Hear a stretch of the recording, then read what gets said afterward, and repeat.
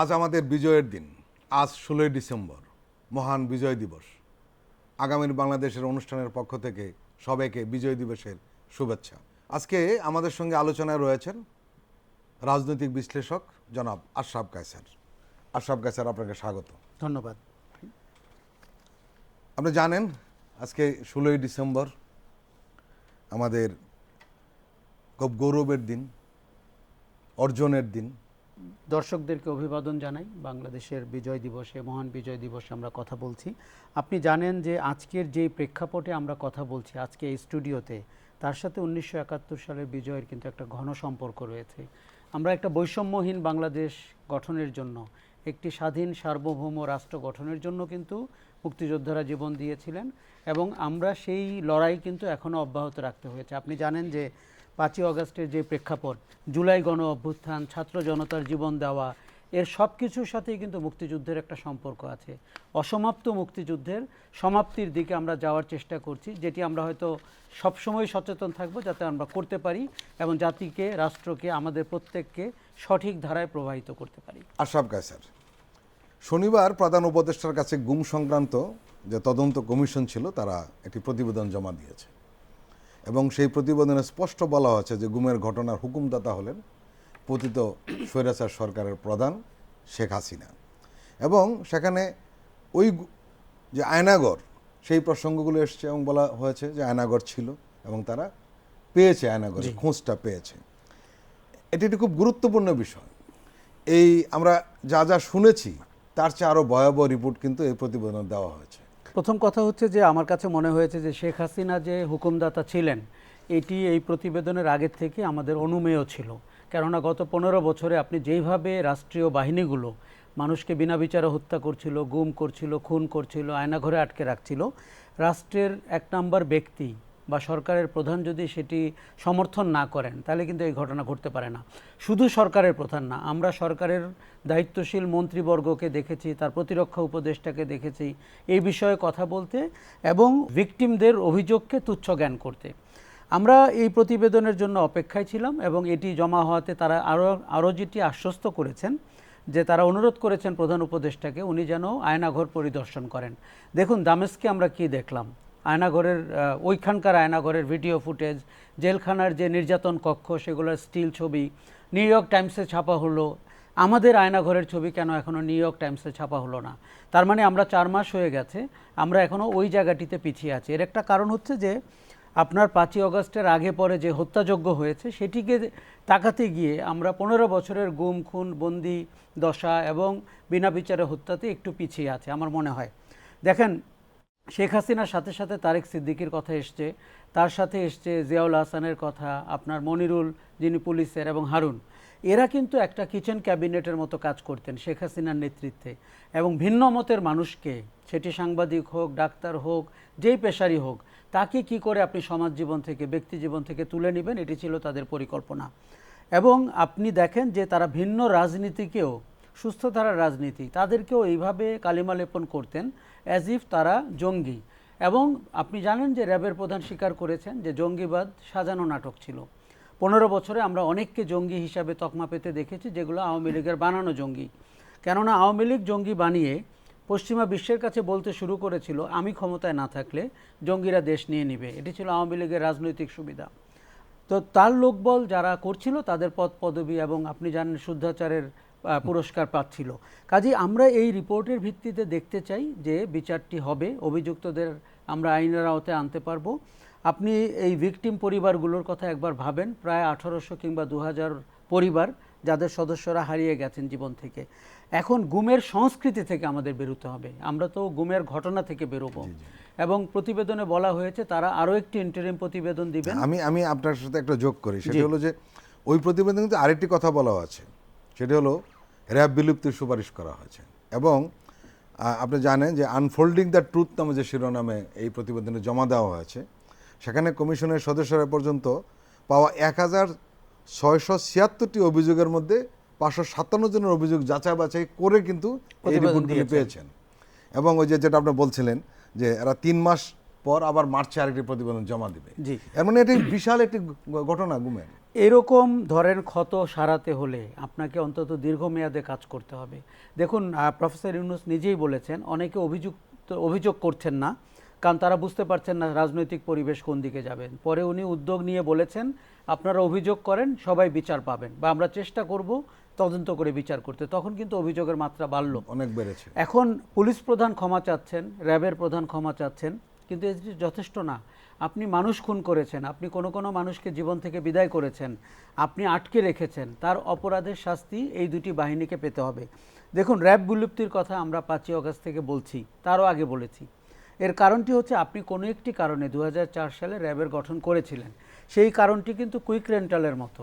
আপনার প্রয়োজন শেষ, আপনি কুইক রেন্টাল যেরকম বিদ্যুৎ ক্ষেত্রে বন্ধ করে দেওয়া দরকার ছিল, র্যাবের বিলুপ্তি তখন জরুরি ছিল। এখন একটি খুনি বাহিনী সে বাংলাদেশের ইমেজকে কিভাবে নষ্ট করছে, এটা মার্কিন যুক্তরাষ্ট্রের প্রতিবেদনে 2021 সালে আপনি দেখেছেন। আর এই বাহিনীর লোকজন তারা কতটা বেপরোয়া হয়ে গেছিল, যখন আপনি ব্যক্তি স্বার্থে তাদেরকে ব্যবহার করবেন, তারাও তাদের ব্যক্তি স্বার্থ বোঝেন। অচিরেই র্যাব বিলুপ্ত করা দরকার। ডিজিএফআইকে আইনের আওতায় আনতে হবে, ডিজিএফআইয়ের প্রোটোকল ঠিক করতে হবে, ডিজিএফআই কি করতে পারবে এবং কি করতে পারবে না। সবচেয়ে জরুরি কি করতে পারবে না ওটা ঠিক করা, কারণ গত 15 বছরে যে অপকর্ম করেছে সেটি করতে পারবে না। সে একইভাবে পুলিশ এবং আপনার সিআইডির দিকে যদি আমরা তাকাই, একই কাজ আপনাকে করতে হবে। প্রতিবেদনটি কিন্তু বিস্তারিত মানুষের সামনে হাজির হবে এমনটি আমরা আশা করি। আরেকটা বিষয় আপনি লক্ষ্য করেছেন যে এই প্রতিবেদনে যিনি প্রধান, উনি একটি বিষয় উল্লেখ করেছেন, অবসরপ্রাপ্ত বিচারপতি মইনুল হোসেন চৌধুরী। তিনি জানিয়েছেন যে গুমের সঙ্গে জড়িত কর্মকর্তারা কাজটি এমনভাবে করেছেন যাতে এগুলো শনাক্ত করা কঠিন হয়ে যায়। বিভিন্ন বাহিনী নিজেদের মধ্যে ভুক্তভোগী ভিকটিম যিনি বিনিময় করেছে এবং পরিকল্পনা ভিন্ন ভিন্নভাবে বাস্তবায়ন করেছে। কমিশনার প্রধান আরও জানিয়েছেন যে গুমের শিকার অনেকে এখনও শঙ্কামুক্ত হতে পারছেন না। তাদের উপর এতটাই ভয়াবহ নির্যাতন চালানো হয়েছিল যে তারা এখনও ট্রমায় ভুগছেন। আমরা কিন্তু তখন প্রতিবেদনে দেখতাম একজন বলতো র্যাব অ্যারেস্ট করেছে, র্যাব অস্বীকার করতো, কিছুদিন পরে দেখা যেত যে পুলিশের কাছে পাওয়া গেছে, পুলিশ তখন বলতো র্যাব তাদেরকে দিয়েছে। এরকম কিন্তু বাহিনীগুলোর মধ্যে বিনিময় করতো ভিকটিমকে। এবং আপনি যখন আইনহীন অস্ত্র হাতে একটি বাহিনীকে দেখতে পান বা গুটিকয় বাহিনীকে দেখতে পান, এটা কিন্তু একটা অন্ধকার জগৎ। আপনি টের পাবেন না কার হাত থেকে কার হাতে আপনি হস্তান্তরিত হচ্ছেন। আমাকে যখন ডিজিএফআই অফিসে নেওয়া হয়েছিল, তারা তো কেউ তার পরিচয় দেয়নি। আমার পরিচয় সবাই জানতো, আমি কারো পরিচয় জানতাম না। আর আমার চেয়ে যারা ভয়ঙ্করভাবে ভুক্তভোগী তাদের অবস্থা একবার ভাবেন। তারা কেউ র্যাবের হাতে বন্দী হয়েছে, পুলিশে স্থানান্তরিত হয়েছে, এমনকি ভারতীয় পুলিশের কাছে হস্তান্তর করা হয়েছে। তার মানে দেশের ভিতরে তো তাদের সম্পর্ক ছিলই, দেশের বাইরের আইনশৃঙ্খলা বাহিনীর সাথেও তাদের সম্পর্ক ছিল। আর ডিজিএফআই যেহেতু একটা মানে ধরাছোঁয়ার বাইরের প্রতিষ্ঠান, তার চৌহদ্দির ভেতরে আয়নাঘর, যেটা জয়েন্ট ইন্টারোগেশন সেল, এবং সেখানেই 8.5 বছর অন্তত 2-3 ব্যক্তি যারা 5ই আগস্টে বেরিয়ে আসলেন, brigadier Azmi, barrister Arman, Michael Chakma, তারা তো ওখানে ছিলেন। কাজেই এই বাহিনীগুলো, এটা দেখুন শেখ হাসিনা যে কতভাবে অভিযুক্ত, এবং তারা নিশ্চয়ই বাহিনীরা যদি মুখ খোলে তারাও একই কথা বলবেন, কারণ রাষ্ট্রের প্রধান হিসাবে আপনি এই বাহিনীগুলোকে নিয়োজিত করেছেন, বাহিনীগুলো তাদের কর্মতৎপরা করেছেন, আপনারা রাজনীতির কথামালা দিয়ে তাদেরকে দায় মুক্তি দেওয়ার চেষ্টা করেছেন। বিদেশিরা ফিরে এসে মার্কিন যুক্তরাষ্ট্র এবং ইউএন তারা এসে বলেছে গুম খুন হচ্ছে, আপনি তাদেরকে টিটকারি মেরেছেন। আপনি বলেছেন প্রেমের টানে নাকি লোক ঘর থেকে বেরিয়ে গেছে আর ফিরে আসেনি, ভূমধ্যসাগর পাড়ি দেওয়ার সময় পানিতে ডুবে মারা গেছে। কোনো দেশের সরকার অথবা তার আইনশৃঙ্খলা বাহিনী তার নাগরিকদের নিয়ে এতটা স্থূল মন্তব্য করতে পারে, এটি কিন্তু মানবতার ইতিহাসে নাই। আশরাফ কায়সার, আমরা গুমের বিষয় নিয়ে আলোচনা করলাম এবং আপনি একটা কথা বলেছেন যে কাউকে জঙ্গি বানিয়ে দেওয়া হতো, সন্ত্রাসী বানিয়ে দেওয়া হতো। মার্কিন পররাষ্ট্র দপ্তরের একটা রিপোর্ট প্রকাশ হয়েছে, কান্ট্রি রিপোর্ট অন টেরোরিজম 2023 এই নামে, এবং সেই রিপোর্টে বাংলাদেশ প্রসঙ্গে পরিষ্কার বলা হয়েছে যে আওয়ামী লীগ বিরোধীদের সন্ত্রাসী হিসেবে প্রচার করত, যে কথাটা আপনারা বলছিলেন যে জঙ্গি বানিয়ে দিত, সন্ত্রাসী বানিয়ে দিত, এবং সেই অনুযায়ী তারা অ্যাকশনে যেত। তারা আসলে বিরোধী রাজনৈতিক দলকে দমন করত, নামটা দিত সন্ত্রাসী বা জঙ্গি। দেখুন, আওয়ামী লীগের সৎসাহস ছিল না রাজনীতি দিয়ে রাজনীতিকে মোকাবেলা করার। ধরেন নির্বাচন দিয়ে নির্বাচনকে মোকাবেলা করার, অথবা আপনি নির্বাচনের মাঠে ভোটের ভিত্তিতে আবার বিজয়ী হবেন, এই সাহস থেকে আওয়ামী লীগ সরে গিয়েছিল। ফলে যেটি হয়েছিল 2013-14 সালে বিএনপি যখন প্রথম নির্বাচনে অংশগ্রহণমূলক নির্বাচনের দাবি তুলল, তত্ত্বাবধায়ক সরকারের দাবি তুলল, তখন কিন্তু সারা দেশে জ্বালাও পোড়া হলো। আমি আপনাকে হলফ করে বলতে পারি ওই জ্বালাও পোড়ায়ের অধিকাংশই আওয়ামী লীগের নেতৃবর্গের করা। যে বাসে আগুন লাগানো হতো, চিহ্নিত বাস, তার মালিক আওয়ামী লীগের সদস্য। তার মানে ওটি করে আপনি বিরোধী রাজনীতি, সেটা বিএনপি, জামাত ইসলামী বা এর সাথে অন্য যে দলগুলো ছিল, তাদেরকে আপনি দেখালেন তারা আগুন সন্ত্রাসী। হাসানুল হক ইনু টাইপের লোক যারা আপনার তথ্যমন্ত্রী হলো, তারা বিএনপিকে আগুন সন্ত্রাসী হিসাবে দাঁড় করালো। মানে বিএনপি যে বাংলাদেশের মানুষের ভোটে সিক্ত হয়ে 3বার ক্ষমতায় এসছে, এই তথ্যটি তারা আপনার কাছে ভিন্নভাবে উপস্থাপন করলো। সরকার তার রাজনৈতিক প্রতিপক্ষকে রাজনৈতিক প্রতিপক্ষ না বলে তাদেরকে সন্ত্রাসী, টেরোরিস্ট হিসাবে দেশের ভিতরে এবং দেশের বাইরে উপস্থাপন করলো। আপনি যে কথাটি বলছেন, তাদের কেউ কেউ কিন্তু গুম হলো, যেমন ইলিয়াস আলীর কথা আমরা বলি, অথবা চৌধুরী আলমের কথা বলি। কিন্তু তারা এমন একটা ভাব করলো যে তারা তো সন্ত্রাসী, তারা সমাজ থেকে হারিয়ে গেছে। চরম সন্ত্রাসীও যদি কেউ হয়, তারও তো আইনের অধিকার পাওয়ার সুযোগ রয়েছে। আওয়ামী লীগ সেটি ভুলে গেল। পরবর্তীতে দুটি নির্বাচন 18 এবং 24-এ তারা বলতে শুরু করলো যে এরা তো গণতান্ত্রিক রাজনীতির শক্তি না। এবং ওই যে গণভবনে প্রেস কনফারেন্স, সেখানে অনেক সাংবাদিককে আমরা বলতে শুনলাম, শিল্পী, সাহিত্যিক, বুদ্ধিজীবী, লেখককে বলতে শুনলাম যে এরা গণতান্ত্রিক রাজনীতির শক্তি না, অতএব আমাদেরকে নাকি এমন রাজনৈতিক শক্তি খুঁজে বের করতে হবে যারা আওয়ামী লীগের প্রতিপক্ষ হওয়ার সক্ষমতা রাখে, বলে তারা এরকম কালিমা লেপন করে রাজনীতিকে কলুষিত করলো এবং বিভিন্ন দলকে তার মত পথ থেকে সরিয়ে দেওয়ার চেষ্টা করলো। ডিজিএফআই যুক্ত হলো সরকারি দলের পাশাপাশি অন্য দলগুলোকে কেনা বেচায়, ভোটে অন্য দলগুলোকে আনায়, তাদেরকে প্রভাবিত করে, চাপ দিয়ে, ইত্যাদি ইত্যাদি। তবে গুম খুনের জায়গায় এই অংশ কিন্তু আছে। তার বাইরে যেটি আছে যে আপনি ভিন্নমত প্রকাশ করেছেন, সরকারকে স্তুতি করেননি, আপনি গুম খুনের শিকার। আপনি এমনকি গাজীপুরে একজন সবজি বিক্রেতা, তিনি গুম খুনের শিকার। কারণ হচ্ছে যখন 3 স্তরে ঘটনাটি ঘটেছে, সরকারের প্রধানের ছত্রছায়ায় গুম খুন হয়েছে, সন্ত্রাসবাদী তকমা দিয়ে রাজনৈতিক দলের কর্মীদেরকে হত্যা করা হয়েছে। তারপরে হয়েছে যে আপনি মাস্তান হায়ার না করে আপনি র্যাব পুলিশকে হায়ার করলেন। এটি হয়েছে। র্যাব পুলিশ আবার নিজের ভাই বোন ভাগ্নের স্বার্থে গাজীপুরের সবজি দোকানদারকে গুম খুন করেছে। শেখ হাসিনা 3 স্তরের অপরাধে অভিযুক্ত হবেন আমরা যদি ক্লাসিফিকেশন দেখি, এই বিনা বিচারে হত্যার, গুমের অথবা খুনের। মার্কিন যুক্তরাষ্ট্র আরেকটি কথা বারবার লিখেছে যে অধিকাংশ আইনশৃঙ্খলা বাহিনী কিন্তু তাদের দেশে ট্রেন্ড, তারা ট্রেনিং দিয়েছিল প্রকৃত অর্থে সন্ত্রাসবাদ যেন মাথাচাড়া না দেয়, প্রকৃত অর্থে জঙ্গিবাদ যেন মাথাচাড়া না দেয়, সরকারের যেন পোর্ট থেকে শুরু করে এয়ারপোর্ট এবং অন্যান্য জায়গায় কন্ট্রোল থাকে, টেকনোলজি দিয়ে যেন তারা টেরোরিজম মোকাবেলা করতে পারেন।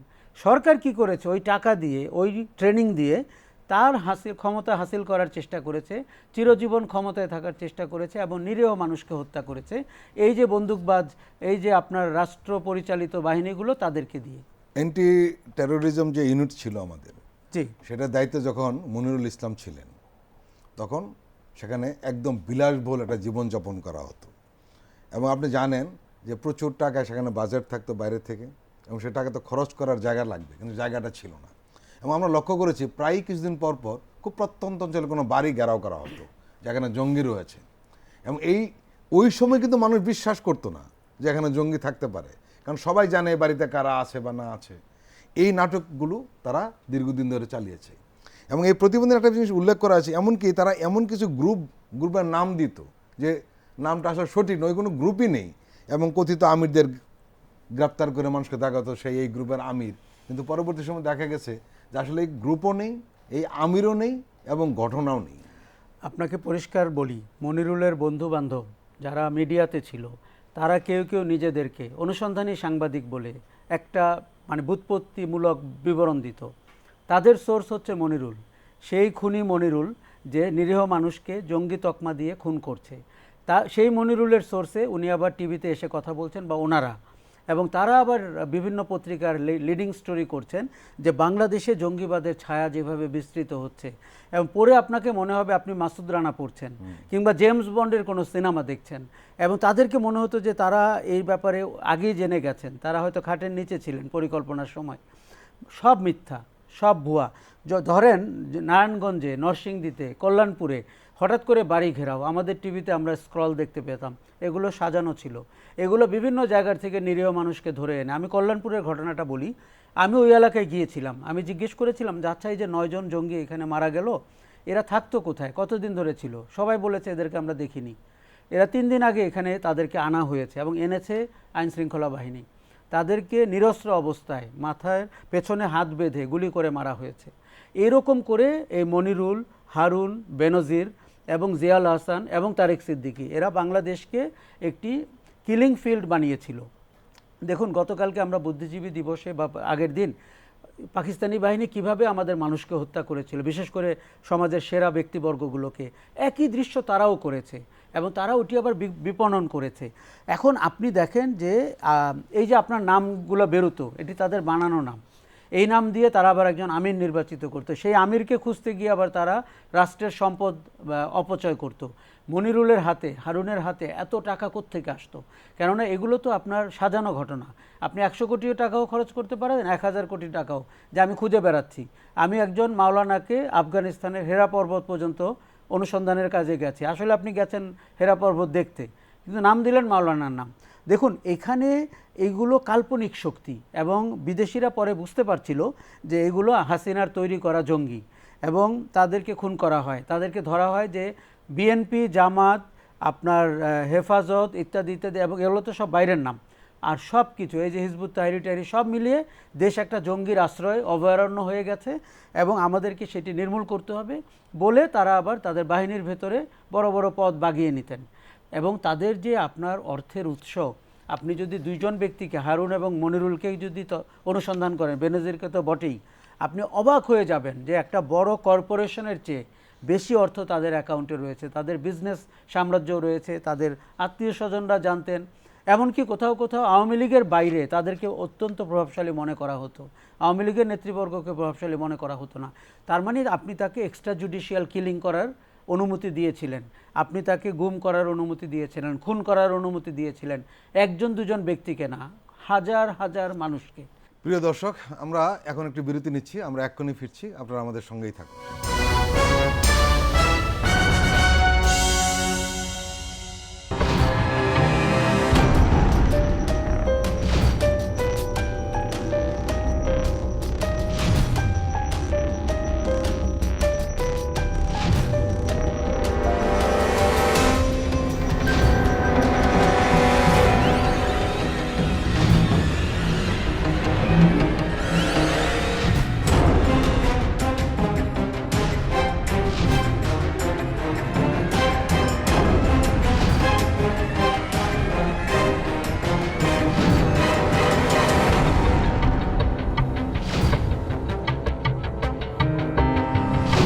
কেমন আছে অর্থনীতি দেখবেন প্রতি সোম ও মঙ্গলবার রাত 10:20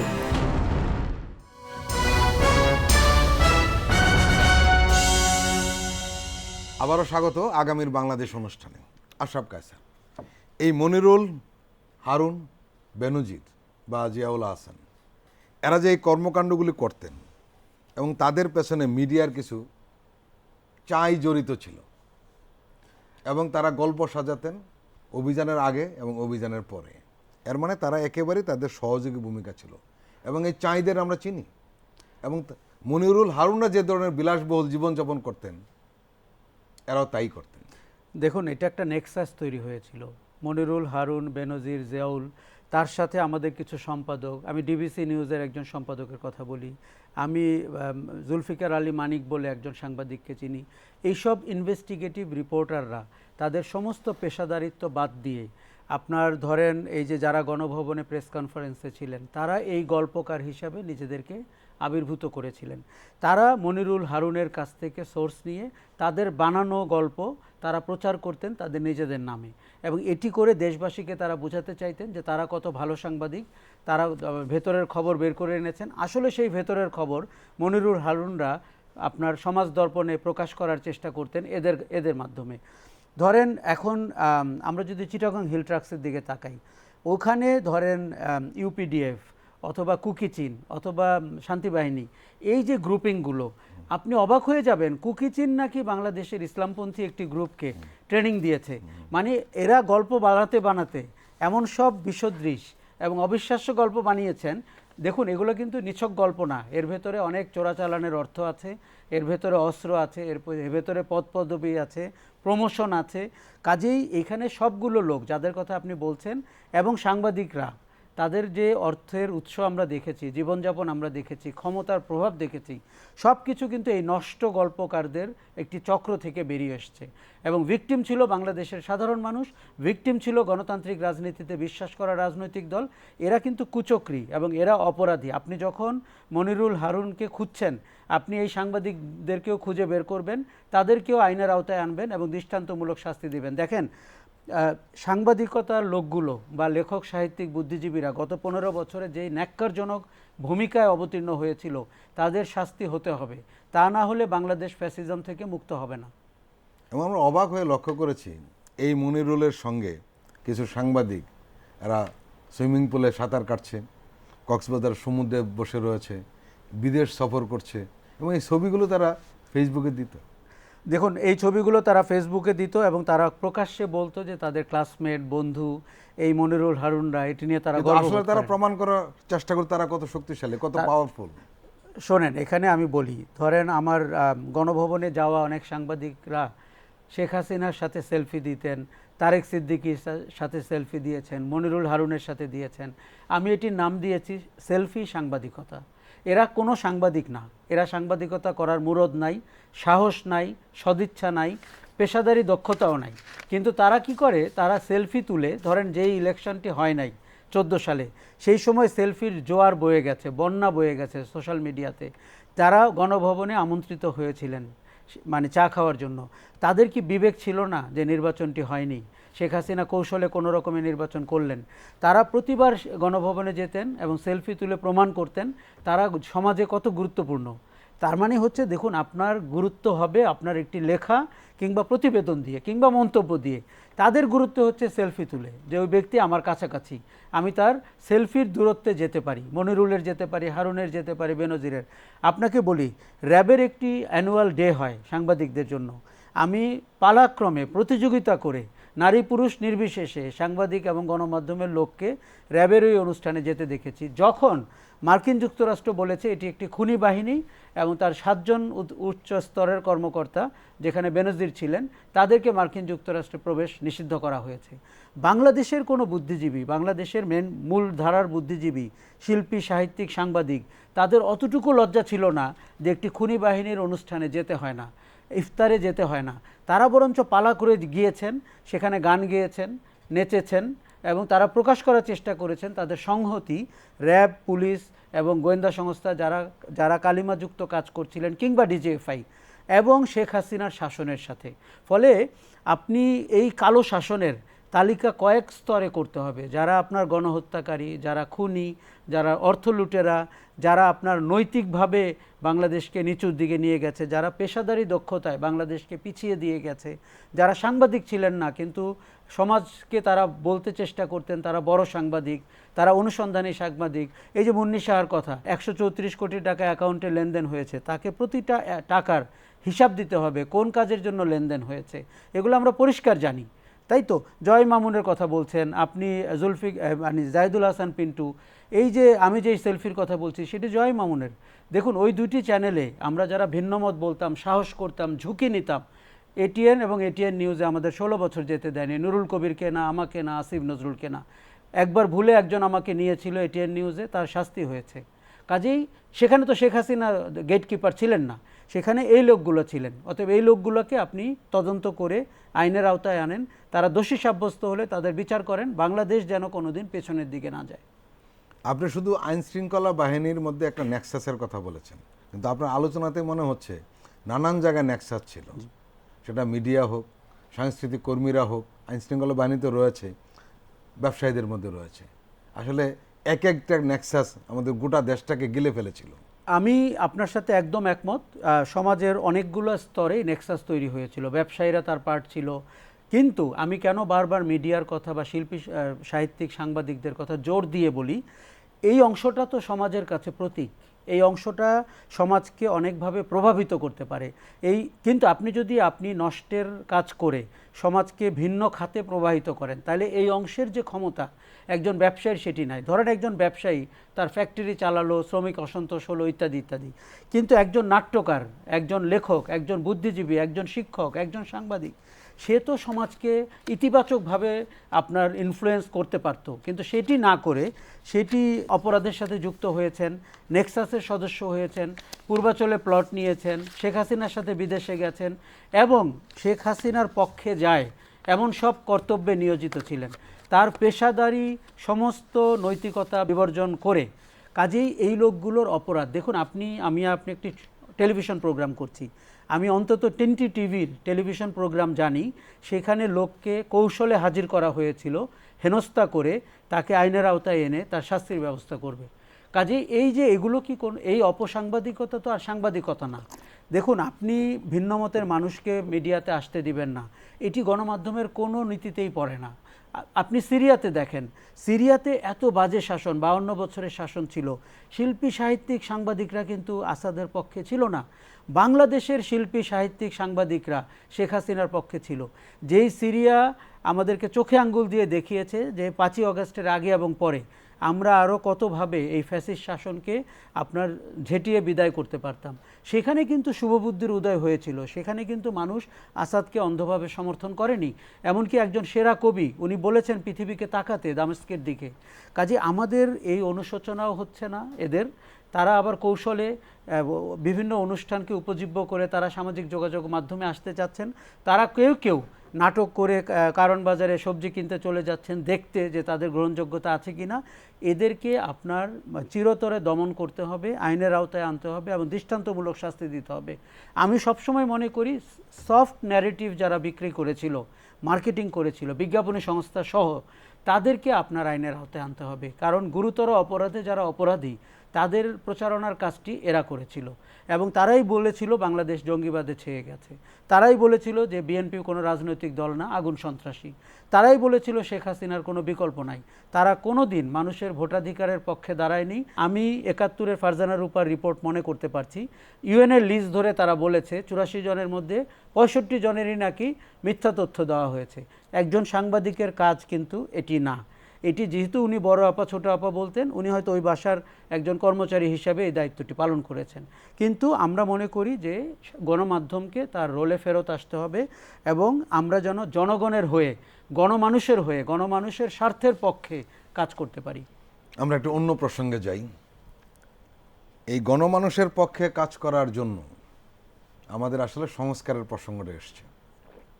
কারণ এই 5ই আগস্টের যে গণবিপ্লব বা গণ অভ্যুত্থান যাই বলি না কেন আমরা, সেটা হলো নতুন প্রজন্ম আর পুরনো অনেক জিনিসই দেখতে চায় না। সেটা প্রশাসন বলুন, রাজনীতির ক্ষেত্রে বলুন, নির্বাচনের ক্ষেত্রে বলুন, সংবিধানের ক্ষেত্রে বলুন।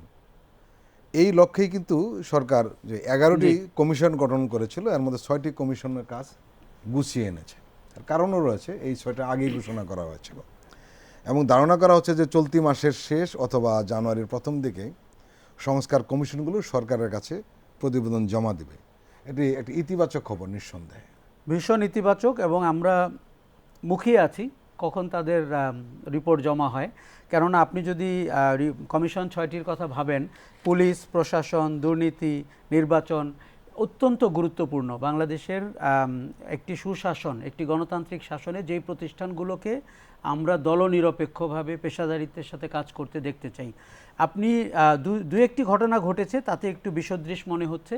ধরে নির্বাচন কমিশন গঠন হয়ে গেছে আওয়ামী লীগের প্রণীত আইনে, যেখানে আমাদের অত্যন্ত দৃষ্টিকটু লেগেছে যে রাষ্ট্রপতিরও মনোনয়ন দেওয়ার সুযোগ ছিল। সেই একই ঘটনা ঘটেছে দুর্নীতি দমন কমিশনেও। আমি নিশ্চিতভাবে বলতে পারি দুটি কমিশনের প্রধান কিন্তু অত্যন্ত যোগ্য ব্যক্তি।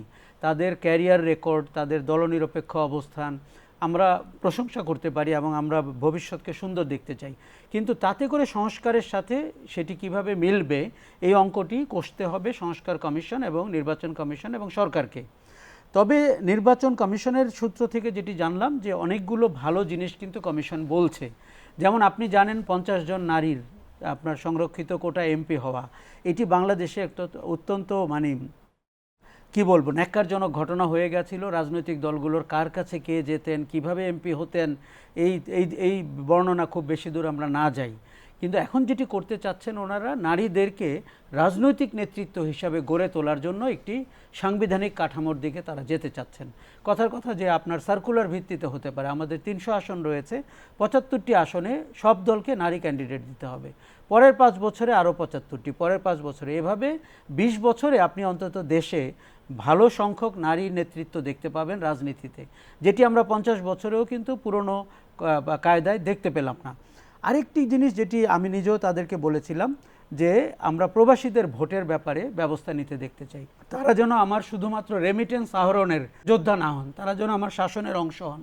এরা সবাই কিন্তু ভোটার, সবাই ভোটার, সবাই ভোট দিতে চান। আর দেখেন, এগুলো এই প্রযুক্তির যুগে এগুলো অত কঠিন কিছু না। না ভোটের ব্যাপারেও তারা একটি সুপারিশ করতে চাচ্ছেন, এবং এটি কিন্তু দেখেন রাজনীতিবিদরা খারাপভাবে নিলে হবে না। না ভোট হচ্ছে যে আমার ওই এলাকায় কোনো ক্যান্ডিডেটকে আমার পছন্দ হয়নি, কিংবা তার রাজনীতি পছন্দ হয়নি, কিংবা তার অতীত কর্মকাণ্ড হয়নি, অথবা তার জাতীয় দলকে আমার পছন্দ হয়নি, এটি কিন্তু খারাপ না। দেখুন, রাজনীতিবিদদের নিজেদের যেটি দরকার, অনেক সেফগার্ড দরকার। আমি মনে করি 5ই আগস্ট আমাদের রাজনীতিবিদরা, তারেক রহমানের আমি কিন্তু অত্যন্ত ইতিবাচক ভূমিকা দেখি। আমি মনে করি যে তার কথাগুলো যদি কোনোভাবে বাস্তবায়ন করা যায়, কিংবা কিয়দাংশও যদি বাস্তবায়ন করা যায়, বাংলাদেশের রাজনীতি একটা নতুন নেতৃত্ব দেখতে পাবে, একটা নতুন রাজনীতি দেখতে পাবে। কাজে আপনি যেটি বলছিলেন যে এই সংস্কারগুলোর দাবি কিন্তু আমরা করেছিলাম। দেখুন, শেখ হাসিনাকে বিদায় করা হয়েছে বা উনি পালিয়ে গেছেন, এটি কিন্তু একটি ইভেন্ট, কিন্তু আমাদের রাষ্ট্রকে বেঁচে থাকতে হবে আরও 100 বছর গণ অভ্যুত্থানের চেতনা নিয়ে। এই সংস্কার কমিশনের রিপোর্টগুলো এবং তার বাস্তবায়নের উপরে এখন প্রশ্ন হচ্ছে, এই রিপোর্টগুলো আপনার রাজনৈতিক দলগুলোর সাথে শেয়ার করা হবে, সবাই তাদের মন্তব্য দিবেন এবং তাদের মন্তব্যের ভিত্তিতে আবার সংস্কার রিপোর্ট দেওয়া হবে। সমস্যাটি হচ্ছে যে এটি কি নির্বাচনের আগে বাস্তবায়ন করা হবে, নাকি নির্বাচনের পরে যারা নির্বাচিত হবেন তাদের হাতে হবে? আমাদের অতীত অভিজ্ঞতা ভালো না। নির্বাচনের পরে দেখা যায় তারা কথা রাখেন না, তাদের অঙ্ক ভিন্ন হয়ে যায়। আবার নির্বাচনের আগে করলে তারা যে নির্বাচনের পরে ওটি রাখবেন তার গ্যারান্টি কি? এই জায়গায় আমাদের একটি জেন্টলম্যান এগ্রিমেন্টে আসতে হবে দেশের স্বার্থে।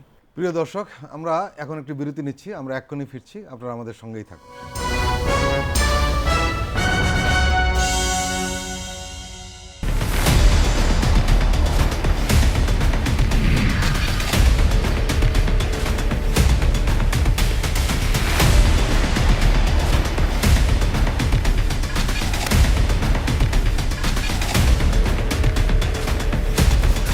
নিপীড়নের স্মৃতি, প্রযোজনা মোহাম্মদ হাসান রিয়াদ ও গোলাম মোর্শেদ। দেখবেন প্রতি শুক্র ও শনিবার সন্ধ্যা 7টায়।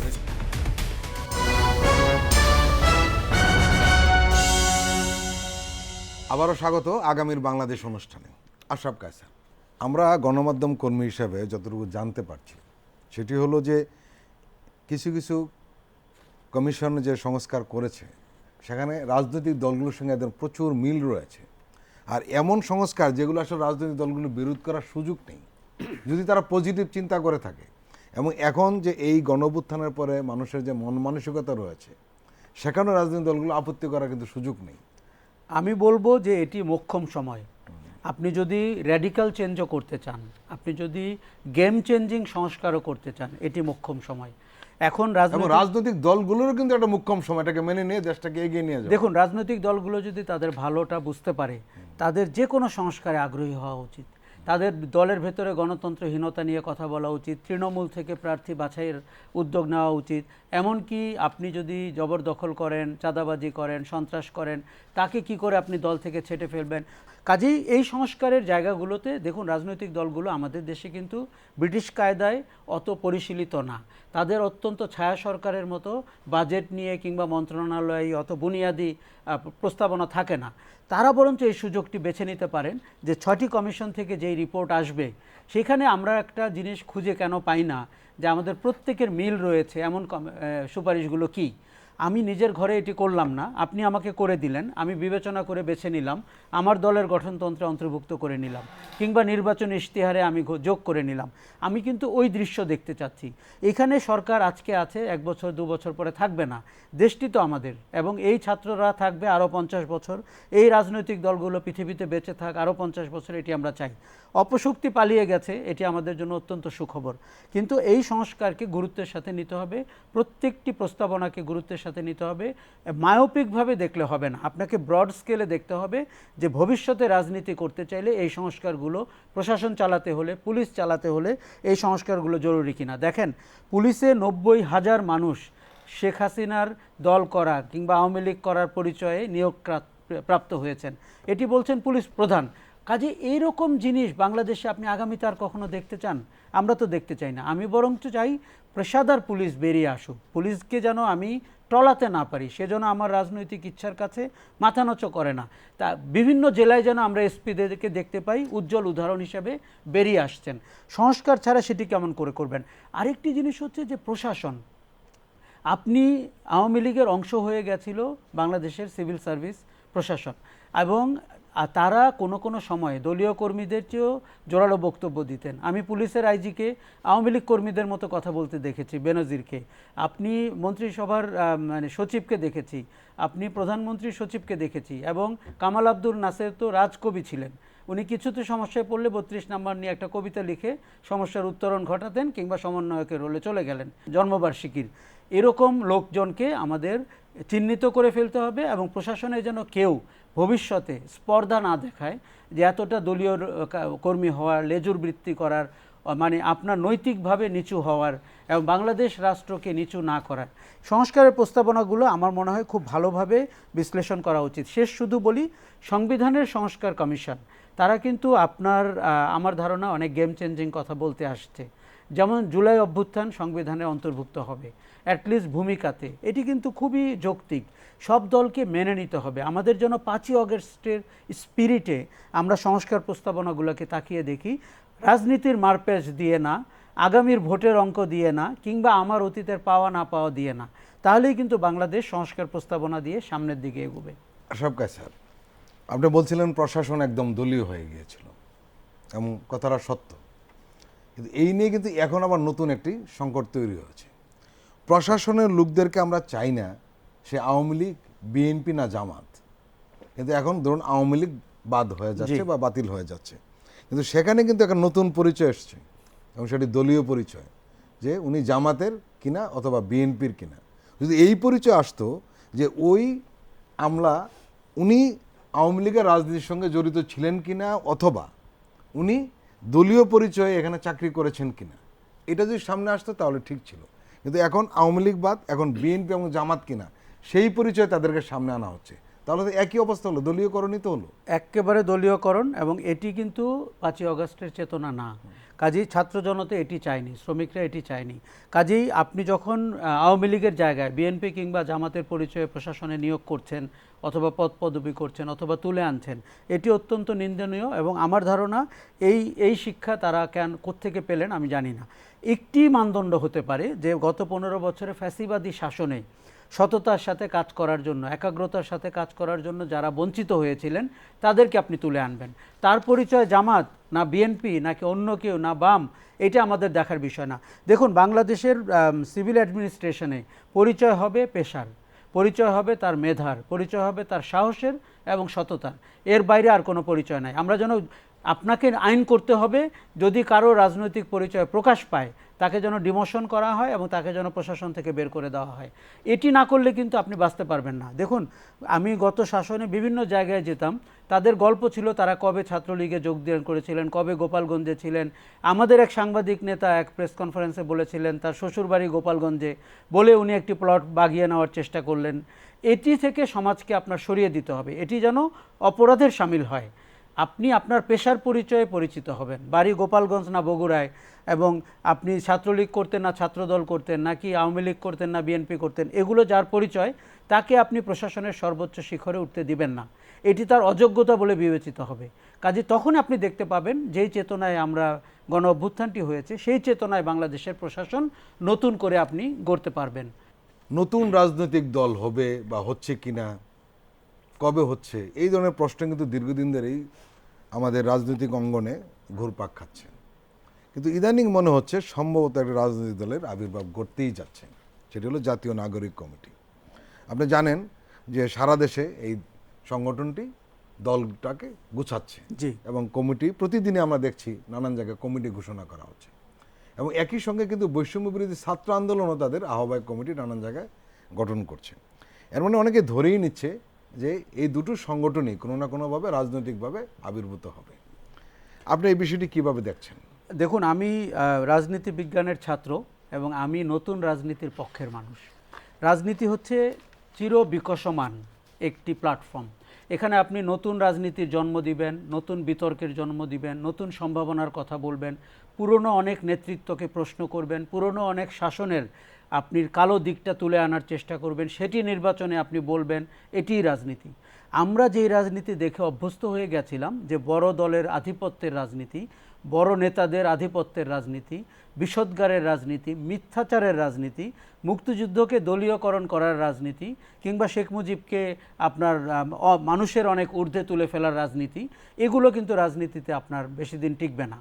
আমি মনে করি বৈষম্য বিরোধী আন্দোলন কিন্তু একটি রাজনৈতিক আন্দোলন ছিল, এবং শেষের দিকে এসে যখন এক দফাতে চলে গেল, তখন এটি ফ্যাসিজমের বিদায়ের পরে একটি সুস্থ স্বাভাবিক গণতান্ত্রিক সমাজের স্বপ্ন দেখালো। ওই কারণেই কিন্তু অনেক মানুষ ওই আন্দোলনে যুক্ত হলো। আমি নিশ্চিতভাবেই ভোটের বাক্সে জাতীয় নাগরিক কমিটি বৈষম্য বিরোধী ছাত্রদের প্রতীক দেখতে চাই, তাদের রাজনীতির কথা শুনতে চাই, এবং তারা যেন সম সুযোগ পায় অংশগ্রহণ করার। কিন্তু তাদেরকে সচেতন থাকতে হবে, তারা যেন কিংস পার্টির ছায়াতে বড় না হয়। তাদের 3 জন লোক সরকারে রয়েছে, কিংবা সরকারটি তারা গঠন করেছেন, এই উসিলায় এই ছায়ার ভেতরে রাজনৈতিক দল গঠন ইতিহাসে তাদেরকে ভালো জায়গা দিবে না। আমি মনে করি তারা রাজনীতি করতে হলে তাদের 3 জন উপদেষ্টাকে সরকার থেকে বেরিয়ে যেতে হবে। তারা সরকারের ছত্রছায়ায় বেড়ে উঠবেন, এটি আমি দেখতে চাই না। তাদের যেইভাবে তারা আন্দোলন, পুলিশের মার খেয়ে রোদের ভেতরে আপনার হাজার হাজার মানুষকে নিয়ে আন্দোলন করেছেন, সেইভাবে তারা রাজনীতি করলে তাদের রাজনীতি একটি বুনিয়াদী জায়গায় যাবে বলে আমার ধারণা। আরেকটা জিনিস, বড় দলগুলোর, বিশেষ করে বিএনপির কথা বলবো কিংবা জামাত, তাদের আসলে মানে এখানে সংশয় থাকা উচিত হবে না। কারণ আমাদের রাজনীতির মাঠ, আমরা অপশক্তিকে বিদায় করেছি। আমার ধারণা যে আওয়ামী লীগের মতো একটি ফ্যাসিস্ট দল, এবং যার ডিএনএর মধ্যে ফ্যাসিজম রয়েছে, যে মানুষকে সম্মানের সাথে কথা বলতে শেখেনি, এবং যে মানুষকে আপনার সম অধিকার দিতে চায় না, যে তার সমসাময়িক নেতৃত্বকে পর্যন্ত অপমান করে, এরকম দল রাজনীতির জন্য অত ভালো না। আমরা একটি গণতান্ত্রিক স্বপ্ন দেখি, গণতান্ত্রিক অধিকারের জায়গাটিতে যারা সমভাবে ব্যবহার করতে পারবেন, আমার ধারণা বৈষম্য বিরোধী আন্দোলন, জাতীয় নাগরিক কমিটি। আমি আরও একটি কারণে এদের প্রতি আগ্রহী, তারা বয়সে কিন্তু অনেক তরুণ।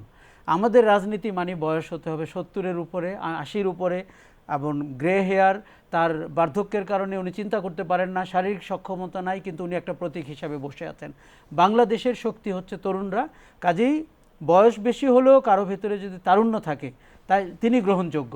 কাজে আমরা নতুন রাজনীতির স্বপ্ন দেখছি। রাজনীতির, আপনি তারেক রহমানের কথা দেখেন, উনি কিন্তু আমাদের মূল 6টি দাবিকেই উনি দূরে বসে থেকে বারবার বলছেন, ওই দাবিগুলোর সাথে উনি একমত, একাত্ম। কেননা উনি মাঠের সুর শুনতে পান, ওনার ভেতরেও নিশ্চয়ই উপলব্ধি হয়েছে যেভাবে দেশ থেকে বের করে দেওয়া হয়েছে। কাজেই আমি মনে করি তাদের রাজনীতি করার অধিকার রয়েছে, তাদের শুধু সচেতন থাকতে হবে, তারা যেন সরকারের ছত্রছায়ায় রাজনীতি না করেন। আমি তাদের কাছে আশা করব, অত্যন্ত আনকমফোর্টেবল হলেও তারা যেন বাংলাদেশের রাষ্ট্রের গত 50 বছরের 5টি বিতর্ক সামনে নিয়ে আসেন। আওয়ামী লীগের গঠনতন্ত্র দিয়ে সংবিধান হয়েছে কিনা এই বিতর্ক, শেখ মুজিব 72 থেকে 75 কী করেছিলেন যেটি আমরা গত 15 বছর দেখতে পারিনি, জানতে পারিনি, বলতে পারিনি, এবং আমাদের ফাউন্ডার ফাদার্স কারা এই রাষ্ট্রের, এবং আগামীর জন্য এই যে তরুণদেরকে আমরা দিক নির্দেশনা দিচ্ছি, তাদের কর্মসংস্থান কী হবে, তাদের রাজনৈতিক চেতনার জায়গাটি কী হবে, এবং রাজনীতির চেহারাটি কেমন হবে, এইসব বিষয়ে আমার ধারণা ব্রড আলোচনা হওয়া দরকার, এবং সমাজের অন্য অংশগুলোকে সাথে নিয়ে। দেখুন, এমন একটি সময় এসছে, আমি কিন্তু অনেক দলের দেখে মানে একে অন্যের যে আপনার মিল, সেটি কিন্তু আমি শক্তভাবেই দেখতে পাই। ধরেন ভারতের ব্যাপারে রাজনৈতিক দলের অবস্থান কি, সেটি কিন্তু আমাদের সব দলকেই এখন পরিষ্কার করতে হয়। আমরা ভারতের সাথে আমরা মানে সাম্যের ভিত্তিতে, সমতার ভিত্তিতে সম্পর্ক চাই, কিন্তু কোনো বড় দলকে আমরা দেখি ক্ষমতায় যাবে বলে বা যাওয়ার স্বপ্ন দেখছে বলে ভারতের সাথে এক ধরনের নৈকট্য দাঁড় করানোর চেষ্টা করছেন। তাদের ভুলে যেতে হবে অতীতে কি করে ক্ষমতায় যেতে হতো, তাদের বিশ্বাস করতে হবে এখন কি করে ক্ষমতায় যেতে হয় এবং ভারতের সাথে কোন আচরণটি বাংলাদেশের জনগণ পছন্দ করছে। আশরাফ গায়সার, আপনি আমাদের দীর্ঘ সময় দিয়েছেন, আপনাকে আন্তরিক ধন্যবাদ। প্রিয় দর্শক, আজকের অনুষ্ঠান আমরা এখানেই শেষ করছি। আপনারা ভালো থাকবেন, সুস্থ থাকবেন। আল্লাহ হাফেজ।